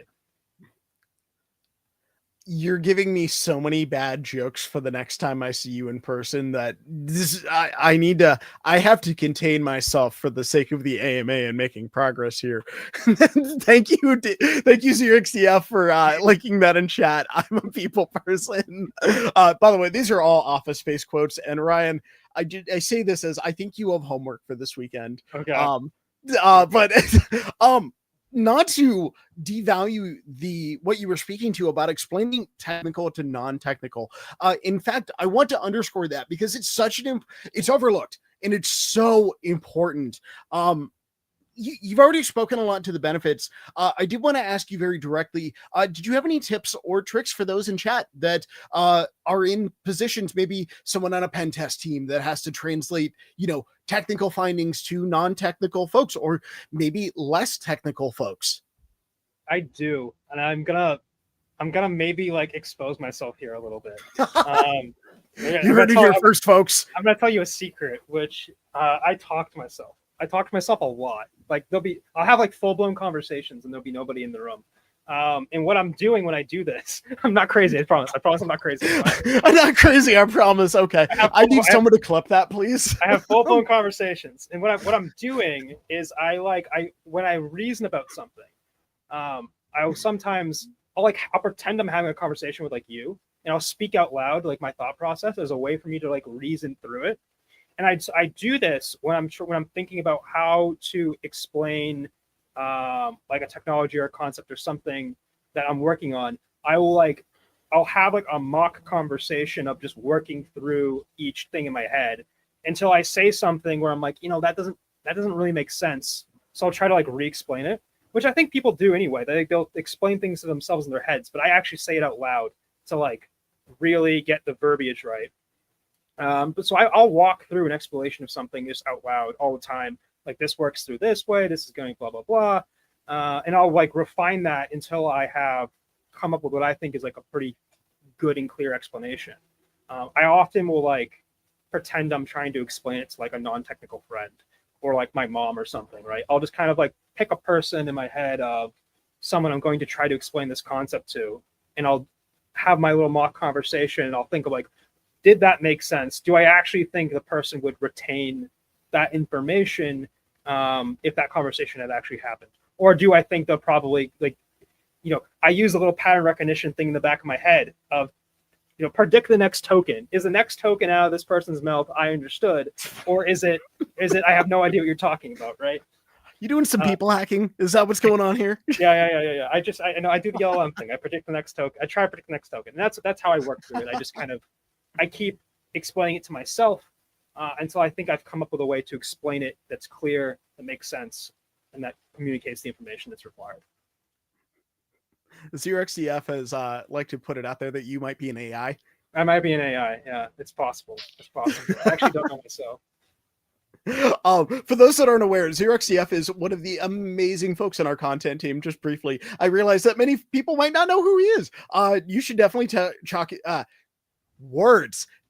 out his write-ups, because those, if I don't feel like watching a video, I am going to his site, and they are incredible content. I'm not just saying this because he filled in for me with the last name A, not at all. I had the flu for a little bit and it was a fun time. But sorry for peeking everyone at home. Anyhow, thank you for speaking to that, just because it is so important. And that's really interesting, hearing the practice conversations. In fact, I may need to go through and re-listen to this and fully process everything, just because hosting and whatnot. Though, thank you for speaking to that directly. Just such an important topic. By the way, only do it when you're alone, because like there have been times when my brother like walked in as I'm like mid doing it. I have to explain like, no, I'm doing this thing where I like have I'm not crazy. I'm not having a conversation with like an imaginary friend. Yeah, but anyway, be careful. Crazy. My mother had me tested. Oh my gosh. Did I just quote Big Bang? That was terrible. Okay. If I'm not host next time, y'all know why. Okay, so we have about 20 minutes left. Very briefly for you, I'll just ask it directly. Do you need a little bit of time between this and Cube Talks? Nah, I'm a tank. Oh, I Power through. figure I see you grinding ahead. I mean, what we're doing is fun anyway, so Yeah, no. yeah, yeah. I mean, but when my meeting days are packed, they're packed. Like I'm used to having no time. I just go, go, go. Oh yeah. I t- Honestly, remote work. I feel like that's one of the biggest things. Not to open up that can of worms. That actually Yeah, the evolution we got of 20 remote work. minutes. You have to be tactical with how we spend those 20 minutes. Yeah. So I brought up a fun open-ended question. And this is one I'm gonna let you choose how you want to answer. If not, like I have control over that. What am I thinking? However you want to answer this is up to you, just because I know that this is a very broad question. It's the big buzzword of right now. Everybody's like, oh, can I staple AI into my project? Well, you can, but you probably shouldn't. That's my rant as a pen tester aside. Could you speak to your experiences with AI and LLMs? Yes, I totally can. So I am one of the AI people in Hack the Box. I think I was like probably one of the very first people to like rapidly adopt using AI in like my workflow and coming up with like ways to build things with AI.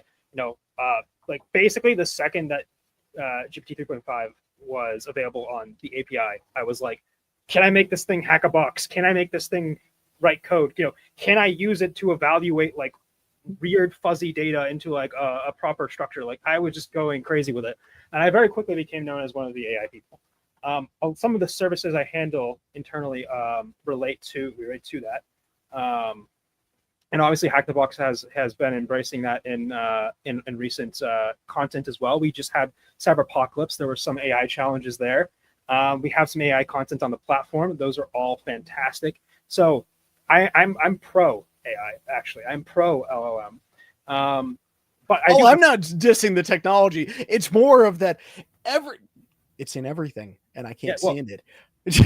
so I mean, I have thoughts. I find the AI chatbot like not that they're not useful. They're very useful. Oh yeah. Oh Um, yeah, absolutely. It's almost like a different kind of Google search. yeah, the AI chatbot is unbelievably useful. However, I do find it to be like, in my opinion, the most uninteresting implementation of an LLM physically possible. Oh Uh, yeah. the most interesting things I've seen come out of LLMs are things that have nothing to do with just like standard text generation.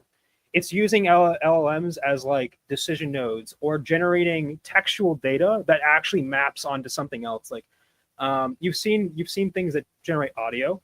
Like the precursor to this was using an LLM not to generate audio, but to generate like basically text files that represented waveforms. And just use an LLM to predict the next token of a text version of a waveform. Like doing things like this that are that you're taking something that you don't think of as being text based, and then you remember everything is text based, everything's data, and data is text, and then using LLMs towards it. Those are very, very interesting, and those are the use cases that I'm monitoring, that I'm looking at, that I'm like really following up on, that I find fascinating. From a hacking perspective, I gave a talk for UniCTF. Unfortunately, the recording for it, even though it was fine locally, when it was uploaded to Google Drive, it did not play that well. But it's on our YouTube channel now. I gave a talk on function calling in basically in chatbots, and for me, that is a more interesting area of attack right now. Like that's what I'm more focused on in terms of security and attacking. Is not actually the LLM. I don't really care about like leaking training data. I don't really care about leaking system prompts. Those are not very interesting use cases to me. I don't think that there's ever like a good reason to put sensitive information in a system prompt. So for me, like leaking a system prompt only matters if the person like did something wildly, wrong.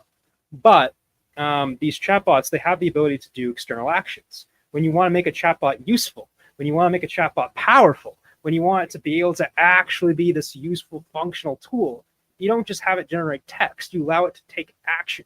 You allow it to fetch data from other systems. You allow it to post data to other systems. You give it agency.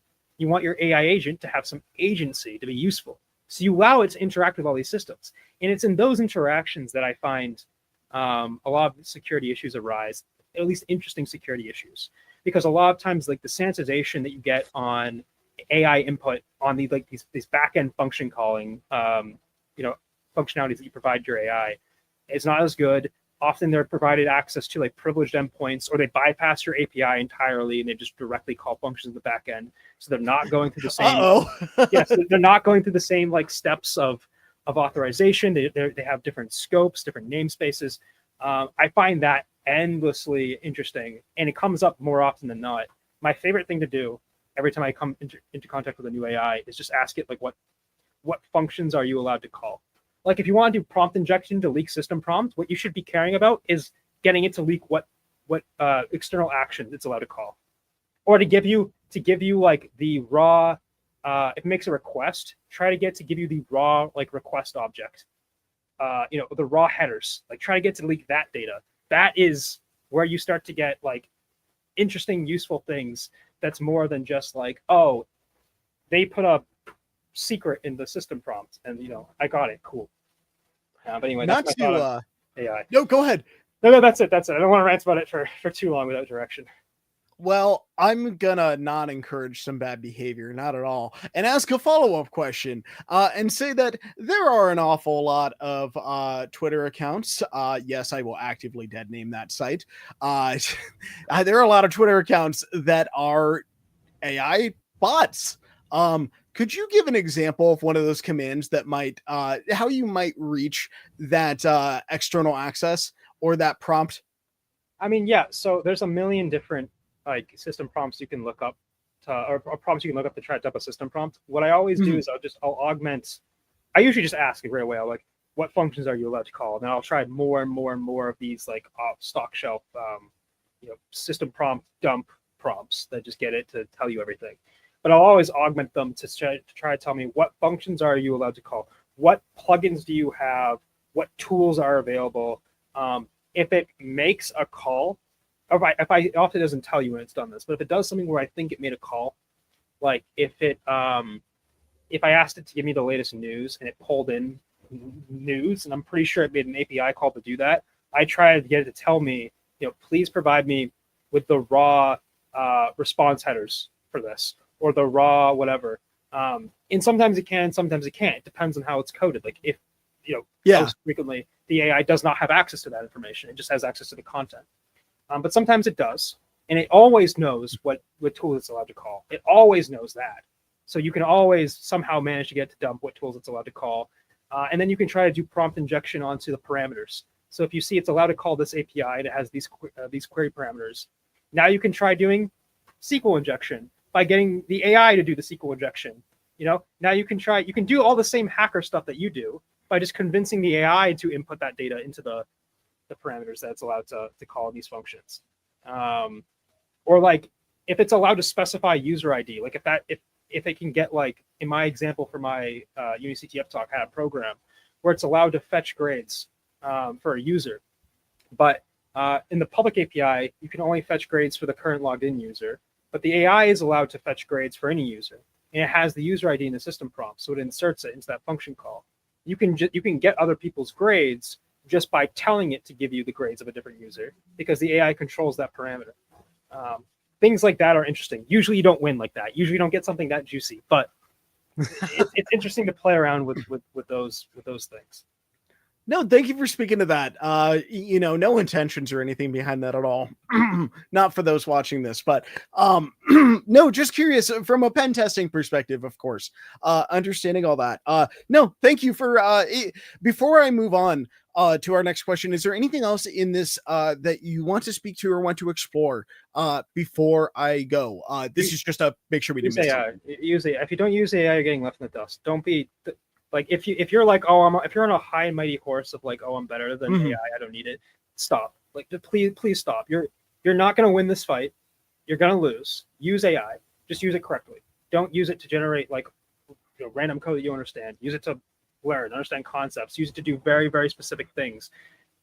Be the bridge and have it be the little tiny specific niche specialist thing that does that one thing, and you make sure everything comes together correctly. Or use it to just learn, but use it somehow. Don't just pretend it doesn't exist, because you'll lose that fight. It's coming. It's not. I mean, here it's not going anywhere. Sorry. Yeah. Exactly. The cat's already out of the bag. Like, what are you gonna do? Yeah. No, yeah. Thank you for speaking to that, especially so comprehensively. With that being, that's the hot button issue nowadays. Um, Now, we have about 10 minutes left. And with the last 10 minutes, I'd like to hit on a couple questions that I have starred. But there's one question that this encapsulates a lot of the questions that I saw in chat. This is a question that we usually get. But I like to ask this to all of our AMA guests just because everybody has really unique answers to this. Do you have any advice for beginners or folks that are interested in the work that you do? This could be InfoSec. Really, you can take this in any direction you want. Yeah. If you're interested in the, the work that I do, man, good luck. Good luck. It's not an easy path, but yeah, just learn everything. Like get good at tying together different things and making puzzle pieces that don't fit together. That's like, learn Python. Learn APIs. Learn how to interact with data. Get good at like building a really good intuition for how business systems work. Talk to lots of people. Learn, I don't know, if you want to follow my footsteps, you just kind of gotta have to just kind of absorb anything that you possibly can, and then you take whatever opportunity presents itself. That's all I did. I just absorbed as much information as I could, and I just took opportunities that arose, and I ended up where I am. Yeah, I appreciate you speaking to, especially that taking opportunities as they present themselves, just because that's something that you never know when those opportunities are going to come up again. Mm-hmm. I would describe myself as being like opportunistic in the sense that, most of my life decisions were not like planned out very far in advance. Most of my life decisions were like, at this point, I took a decision that made sense to me, and I just stuck with it. Yeah. Like moving to Florida, by the way, that was like a decision I made, like basically on a whim in a moment. I'm moving to the UK soon. That was a decision I basically was like, I'm just going to move to the UK. I do things. I stick with it. I take opportunities as they arise. I don't necessarily make 5-year plans. Some people do that and it works out great. I'm just not that type of person. Can't blame me for wanting to move to the UK. No reason. Yeah. Yeah. That's outside of the scope of this AMA, though. We won't worry about that. That's okay. We have the happy zone here. It's cool. Nothing can hurt me in my safe zone, my office. Yeah. And here I'm safe. Exactly. The outside world, my thoughts can't hurt me in here. Oh my gosh. Now, we had a couple of other questions in chat. One I wanted to hit on. This one is one from Chad. How important is it to find other people in this community? Just something that I don't know. This question's near and dear to my heart with community work. Yeah, so I met Chad because I was going on to streams when I was in support. I was going on streams and I was like donating Hack the Box like subscriptions to streamers like randomly. I was like, here, take a 1-month subscription. And I ended up joining this community called OnlyFeet, which is this random Discord that was on some cybersecurity. Oh, this seems trustworthy. Let me just join this OnlyFeet Discord. Yeah. So I joined this random Discord, and there was a bunch of people in there, and I joined, and I got to talking, and it was great. And then, I didn't really go back. And fast forward, many months later, I go to DEF CON for the first time, and I'm with this group of people that I sort of knew. I was with like one person from Hack the Box, and El Hazred was there, who I was like kind of familiar with him, and then a bunch of people I didn't know. And we sat down and we go to this bar and we start talking. And someone's like asking me, like, do you know anybody from any streamers? And I'm like, oh, I know Chad, because I met him in the Discord. Like, Chad, he's right there. Like, he's the guy in front of you. And I'm like, oh, I never saw his face before. So I'm like, oh crap. So we ended up, I talked to him. I talked to that whole group. I made so many friends there that first DEF CON. And frankly, that was like unbelievably important for me. That community those are my cybersecurity friends now. I've gone to Lake Tahoe. I've gone to Italy. I'm going on a cruise. Like we're doing all these things together as a community. I've gone to DEF CON. I see them every year. Building the community, finding other people, having friends, making connections, leveraging them for when you need career support, leveraging them for when you need just help solving something. Just having the community around you. It's unbelievably important. Forget everything else. Every other piece of advice I've ever given you in this whole thing is irrelevant compared to the level of importance it is to establish connections with other people in the community. Do that and you will make progress. You'll be okay. That is more important than anything else. Such an important topic. I was just sitting there and honestly soaking it in there for a moment, just because it is that important that these things need to be spoken to. And I'm sure you've noticed this to some degree, that it's often almost the small kind of obvious things that, stuff that we're told as kids. That advice really matters, that it's all these little hidden things that are actually not, hidden. I digress. I should probably rope that back in, because that's a whole tangent in of itself. Now we're in the last 4.5 minutes, if I'm being very precise. Let me be extra precise. 4 minutes, 21 seconds. I said that at the exact time. We were worried it would go on too short. We wouldn't have enough content. Yeah, right. I should have known. We're both talkers. I should have just known this was gonna go. Yeah, I knew we'd fill our time. I know it's just slipping through my fingers there. Now, I don't know if we have any time for necessarily any large questions. Let me go ahead and I'll hide that comment. Fire. I'll do like 10 words or less. Yeah, let's go ahead. So this is jumping back a little bit to automation. How has scripting and programming, how has that played a significant role? Do you feel like you covered this with automation, or is there anything you want to add to kind of button this up? Scripting and programming is maybe like 40% of what I spend my time doing, and being good at it and doing it in a way where I'm able to make like production grade, not just like hacky scripts, but like production grade, reliable, robust, secure software has been incredibly important for my job. And it is arguably, of all my hard skills, it's arguably the most important hard skill that I have. So yeah, Here, let's see, one more. And I'm going to combine, Kev, you have a question that's very similar to this, so I'm going to combine them together with this. And just in a quick summary, so are there any certs or training that you recommend? Anything, be it on Hack the Box, just anything in general? I mean, come on. I work for Hack the Box. I got this job because I was in love with Hack the Box. Obviously, even before I worked for Hack the Box, I was like shilling Hack the Box because I was such a big fan of the content. I truly believe our content is the best out there. I believe that from the bottom of my heart, that our content is the best. I recommend our content. I recommend our certs. Other certs that you could go and you could get, if you're trying to get into cybersecurity from a computer science degree, I honestly would just focus on, it doesn't really matter. I'd focus on anything that just teaches you the actual steps and processes of doing cybersecurity work. There's a lot of overlapping fundamentals, but the specifics are very different. So, get a CPPH, which I worked on, by the way. That's the cert that I worked on. One of those challenges is my challenge. Get a CPPH, maybe try doing the CPTS, work on Academy. Outside of Hack the Box, there's like the EJPT, the ECPP TV2. You could shoot for an OCP, but I have my own opinions on this. Anyway. Yeah, no, of course.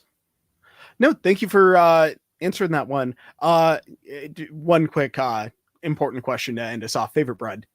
Sourdough. Okay. Great answer too. Great answer. Let me tell you, it lasts for forever. It's great. Mm-hmm. It's a good love. It's good. It's bread. What is this AMA becoming? Okay, so we have about 1.5 minutes left. Oh my god, shoe size. I don't know, like now, 1.5 or something, maybe 11. I don't know. You can blame Chad for that question. I want to give you a moment. So briefly speaking, we have the Cube Talks right after this. You're going to be jumping over to that. So if y'all have any questions, if you have specific questions you want to ask Ryan, jump in there. It's going to be a great discussion. However, I'm going to take a page out of Hot Ones here for a moment, and I want to give you the last little bit to promote yourself. What other cool things you got going on? Anything you want to talk about? Oh God, I don't know. I wasn't prepared for that one. Yeah, right. Go to DEF CON. Go to DEF CON and go to Feud. Go to that's what I have going on. Go do that in August. Come meet me at DEF CON. Go to Feud. Yeah, do that. That's what I'm gonna promote. Awesome. Well, That's the only thing I'll promote. I have nothing else that I can think of right now that I want to promote. Tiberius is going to be so proud of you for having chosen to promote that.